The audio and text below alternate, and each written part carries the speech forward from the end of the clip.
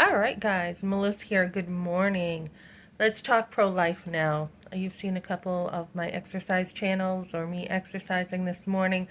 Didn't get as much done as I wanted this morning. That's okay. I have things to do. As long as you do something, ladies, just do something because you're forming the habit of exercise. So, I want to talk now about someone left a comment. Sounds a lot like what my son would be saying. But anyway, someone left a comment, pro-life stuff.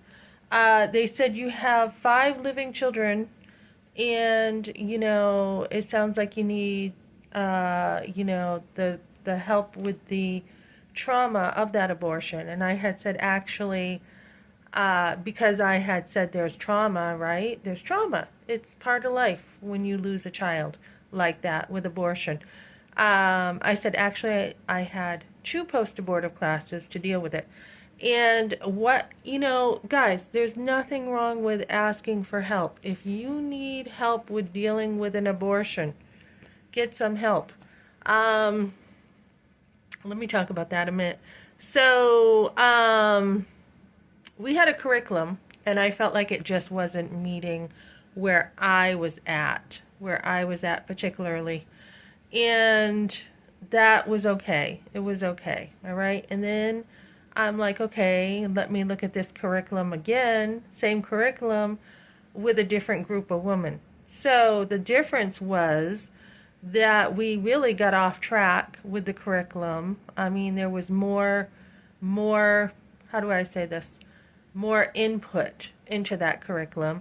And we also were able to talk about the curriculum more and say, well, this is what I think of this, and this is how I feel about this.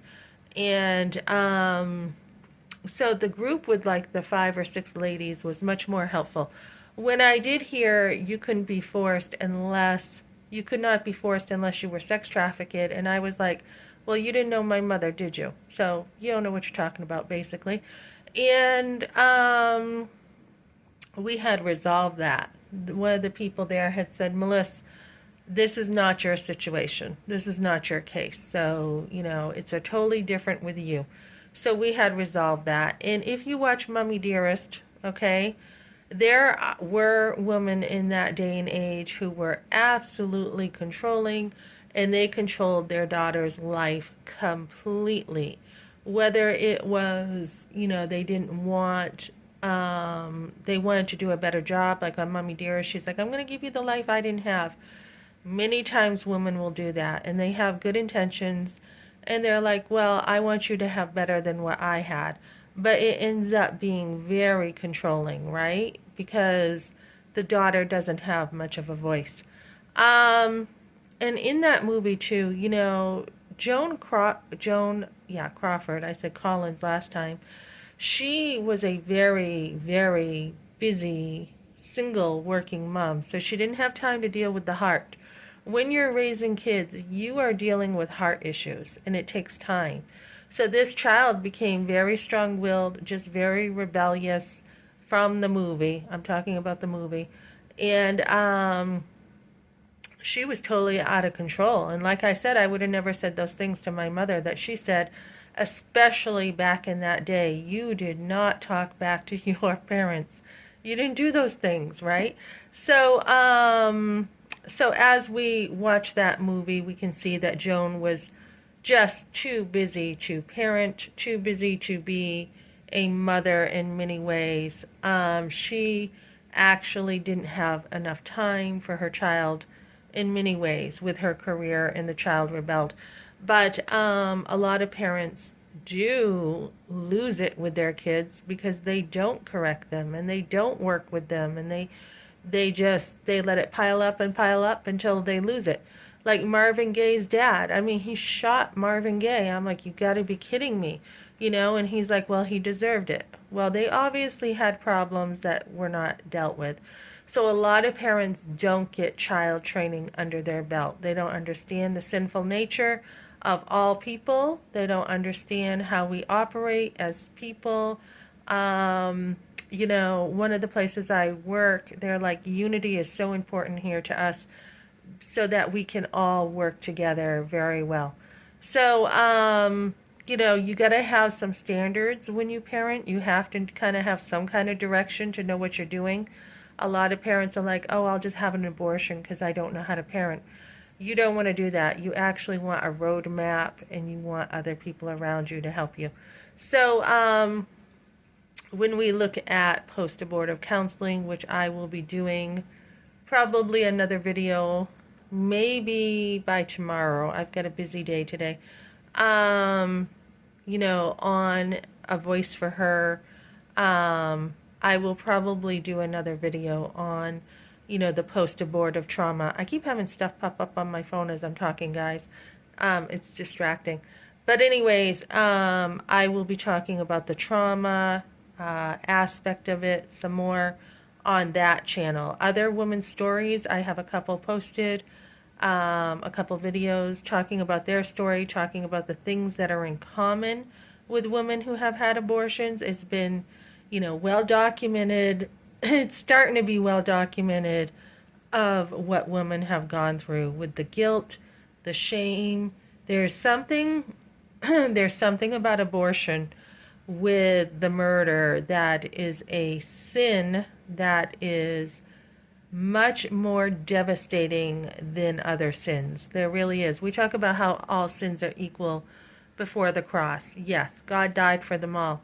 But there is something about abortion that is very evil and very traumatic. It really is. And when we say to women, oh, you should get some counseling for it. Darn right, you should get some counseling for it. You just had people lie to you. Your whole entire world just turned upside down because you're like, oh, I was living this truth.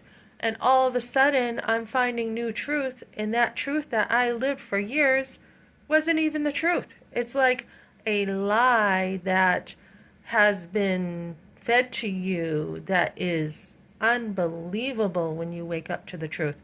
So yes, I think all women who have had abortions need support with that. And I don't want to say help because some people are like, oh, you need help with that. Why don't you get help with that? Why don't the doctors get some major counseling and the lawmakers? Honestly, they are the ones who perpetrate this and they are the ones who need some mental health issues, honestly. But yes, women need support with healing. There's no question about it because you lived one reality and you lived in that denial and you're like, oh my goodness, this is the truth now. And what do I do with it? How do I deal with it? How do I not only does God forgive, and I'm not really talking about victims so much here of the industry, but God, knowing God's grace with that trauma, being able to use the grace of God with that trauma. You did not choose to go ask a doctor to give you an abortion. Usually, you usually were a victim of something with family or a boyfriend who pressured you or something. So even if, the choice was done in a way that you trusted your family or whatever, you made that choice to trust them, right? So you didn't ask necessarily for all the garbage that came with it. So my point is the grace of God covers everything and you have hope. I guess that was the anchor thrown out to me. Like there's hope. There's hope to get through this. And I did. I got through it. I was strong enough to be like, oh, okay, I can see right through this. I can see through the lies now. I can see what you did when I was a minor and how you took advantage of me and how the adults took a very big advantage of me to be a scapegoat for them. So there's grace, and I guess most of the grace I would say is to know there is a God who was there with you. He sees everything. He was there. He saw it all, and he's in control, and he's good. And that's hard to realize, too, for women, that we actually have a good God when you've been through basic hell and back with an abortion. That there is a good God, and he's with you, and he's helping you understand him and understand, the sinful nature of men, the sinful nature of people, how they will, turn on you. People, your own family will turn on you in order to benefit themselves. So when we start seeing coming out of that hellhole, basically, of, the people that were closest to you betrayed you and all this stuff, and seeing, wait a minute, there's another system, there's another way, there's God's grace and how much He loves you and cares for you. And when you get on that side of it, life is much better. And when you look back after being on a side of being one of God's chosen, truly loved His daughter, daughter of the King, and then you look back at what was done to you through abortion, you are able to say, you meant it for evil, but God meant it for good. He will use all of our trauma and hurts and everything. Beauty from ashes, truly, guys. Beauty from ashes. He will take it and He will use it for your good. And I think for me, most of it, that song, Beautifully Broken, the brokenness that comes with it, and being like, I need you, God, so much. I need you. I am totally broken from what happened to me. I felt totally helpless. And instead of taking that helplessness and being like, okay, I'm going to just, survive. That's what you're doing. You're surviving without realizing it, pushing it deep, deep, deep inside you so that every emotion that comes up, you never have to think about it again. Well, when you start healing, those emotions come out and you are starting to allow God, bringing it to God and allowing God to shape and form you with that. So one of the emotions that came out for me was unforgiveness at the time. Anger, righteous anger, but maybe a bit more than righteous anger, of being so angry. Why did this happen to me? Why did I have to go through this? Why did I, that anger, and bringing it to God and realizing, using scripture, He has a plan for you, not to hurt you, not to harm you, but to prosper you. There is a reason this happened. And to still be able to love people who meant evil for you. They maybe the doctor, like I found out years later, didn't like abortion, but he felt pressured into it, and learning to forgive a doctor, learning to forgive those, and being more like Christ. So God always has a plan, guys, even in abortion. Okay, so join me over there probably by tomorrow or Saturday. I will have more stories over there of common things all women have gone through who have had abortions, and how we definitely need support, not a society that's like, ooh, you had an abortion?